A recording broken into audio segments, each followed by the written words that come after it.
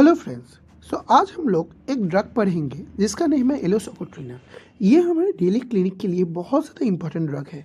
इसका common name है सोकोट्रिना एलोस और ये लिलिएसी फैमिली का ड्रग है। Constitution adapted to indole in very persons averse to either mental or physical labor, mental labor fatigues। इसका मतलब है कि ये लोग का पेशेंट बहुत ज़्यादा फिजिकल और मेंटल लेबर कर नहीं सकता है क्योंकि मेंटल लेबर से उसको फटीग आता है। Second symptom, old people specially women of relax phlegmatic habit. ये बूढ़े औरत के लिए बहुत ज़्यादा इंपॉर्टेंट ड्रग है जो बहुत ज़्यादा सुन पड़े होते हैं, जिसका बहुत ज़्यादा आलसी नेचर होता है। Mental general dissatisfied and angry about himself or his complaints, especially when constipated। ये सिम्टम बहुत ज़्यादा इंपॉर्टेंट है क्योंकि ये सिम्टम डिफाइन करता है एलोसोकोट्रिना का पेशेंट का इरिटेबिलिटी। ये पेशेंट बहुत ज़्यादा खुद बाई नेचर तो इरिटेबल नहीं है, बट जब उसका कॉन्स्टिपेशन होता है, जब उसका बाउल मूवमेंट ठीक ठाक नहीं होता है, तब वो बहुत ज़्यादा इरिटेबल हो जाता है। Physical general diseases of mucus membrane causes the production of mucus in jelly like lumps from throat और rectum, affects mucus membrane of rectum. ये म्यूकस मेम्ब्रेन कब लिए बहुत ज़्यादा एक्टिव होता है और स्पेशली किस म्यूकस मेम्ब्रेन के लिए? म्यूकस मेम्ब्रेन ऑफ रेक्टम के लिए।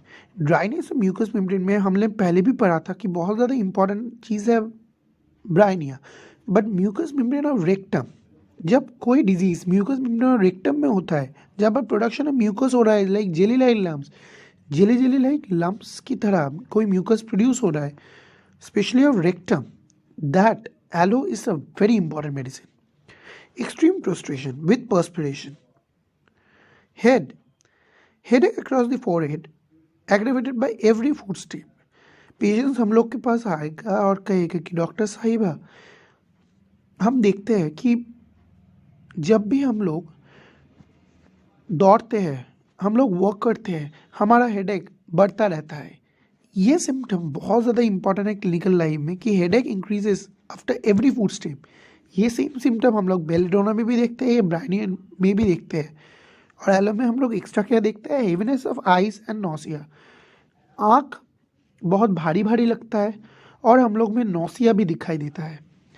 हेडेक और worse from heat, better from cold application. This defines the modalities of aloe socotrina. Aloe socotrina को हीट से बहुत परेशानी है और ठंडी से उसको आराम मिलता है। ऑल्टरनेट्स विथ लम्बोगो, ये एक ऑल्टरनेटिंग सिम्टम है।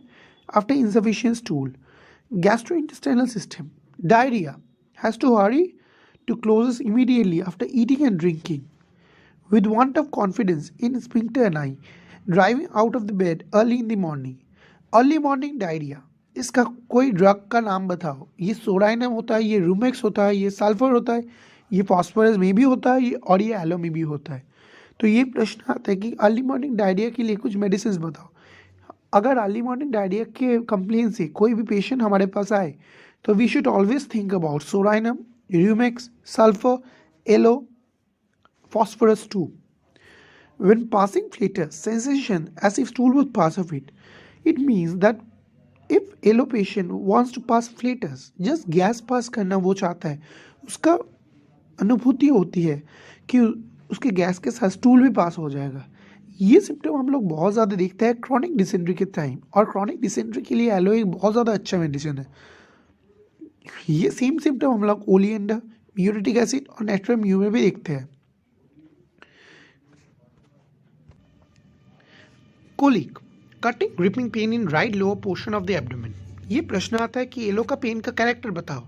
एलो का एक कॉलिक पेन होता है और वो कॉलिक पेन का बेसिक कैरेक्टर है, वो एक कटिंग पेन होता है, वो एक ग्रिपिंग पेन होता है in lower part of abdomen. Excruciating means like screw nailed. Screw को हम लोग स्किन में इफेक्ट करते हैं, जो दर्द होता है स्क्रू के शार्प एज से, वो उसको कहते हैं हम लोग excruciating. Before and during stool, all pain cease after stool. ये लाइन बहुत ज़्यादा इंपॉर्टेंट है क्योंकि दिस आइडेंटिफाइज एलो का पेन।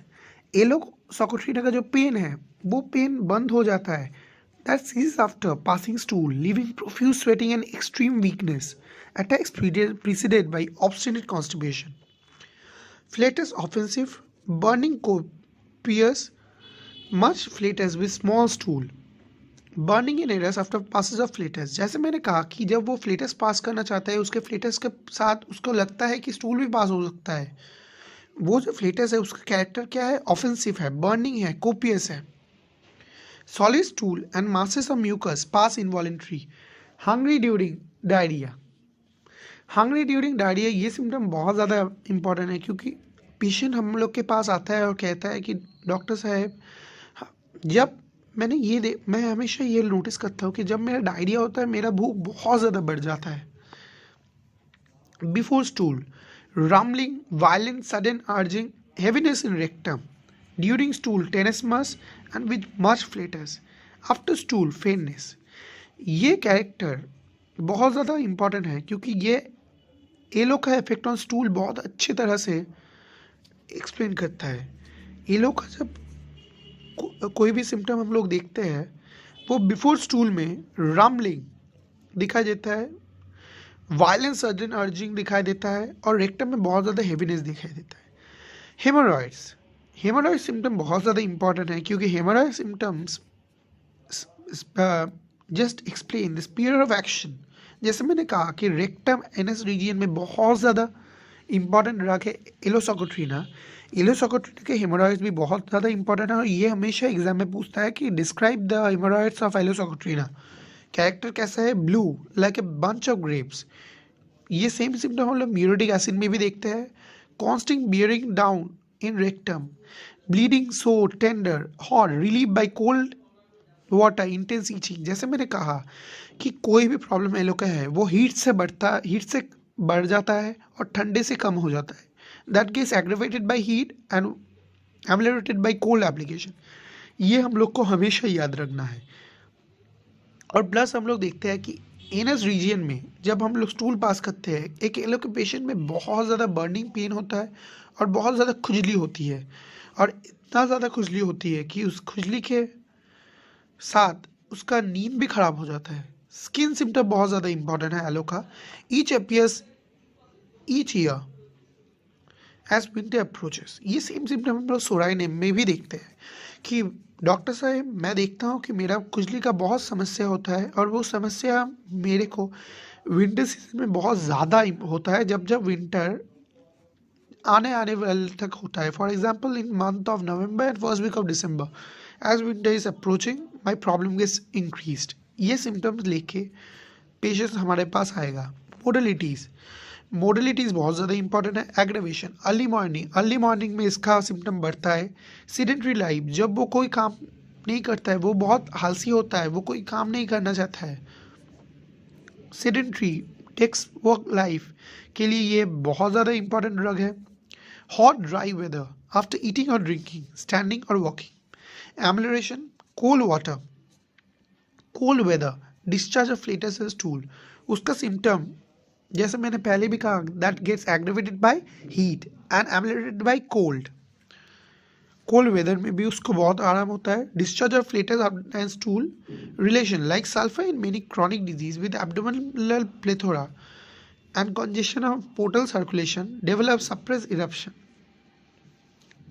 सो अगर आप लोग को हमारा वीडियोस अच्छा लगना है तो please like, share and subscribe, क्योंकि आपके सब्सक्रिप्शन से हम लोग को बहुत ज़्यादा इंकरेजमेंट मिलती है।